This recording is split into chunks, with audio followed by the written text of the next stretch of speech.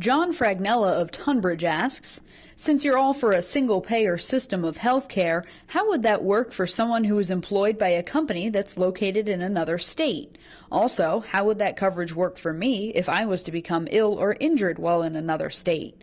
My reason for asking these questions is that I drive a truck nationwide. Well, first, John, thanks for your question. And, really our goal in healthcare, and it's an exciting week next week because Dr. Shao is going to come back to us with the first plans, or what I call architectural plans, for a healthcare system that contains cost and delivers quality care for Vermonters. Is the first state to have a blueprint like that of any state in the country. So it's a real opportunity for us. We don't know all the answers, and we're going to work together to build the system. But here's the answer to your question as I understand it. If you're employed by an out-of-state company, as you are right now, and you're part of a network of other employees who are also scattered around the country, chances are you would not be included in this plan. However, if you work for a Vermont company that had a trucking firm, your insurance would travel with you, just like your health insurance does right now. And let's not forget that Vermont already provides, quote-unquote, single-payer health care insurance for many Vermonters.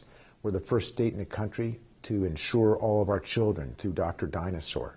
That's a single-payer health care system. It follows our children when they leave the state if they become ill out of the state. Catamount Health, the VHAP health plan for lower-income Vermonters, same thing. VHAP travels with Vermonters, and we reimburse just as any insurance company would. So the short answer to your question is, if you're part of a national company that probably has a ERISA or their own self-insurance plan, you will probably keep that and not become part of this system. If you're a Vermont company based here in the Green Mountain State, you would be part of the plan, and your insurance would travel with you just as it does right now. So if you became ill in California or Arkansas or any other state that you were driving to, you would get care there, and the bill would be paid from here. Rob NARUKI of Essex asks, with your statement about universal health care, I hope you have in mind the needs of providers. I am in an independent practice as a licensed psychologist. The needs of health care should be balanced for the members and also the providers. Reimbursement amounts decrease, making business for providers like myself difficult. Sure, I want health care for myself and my family, and I also need to make money in my business of helping others. Do you have in mind the needs of both the members and the providers? Rob, that's an excellent question, and I want to be very clear with you. I believe that if we stick with our current healthcare system, rural healthcare providers will have to face bankruptcy and will have a very tough time continuing to deliver healthcare to Vermont.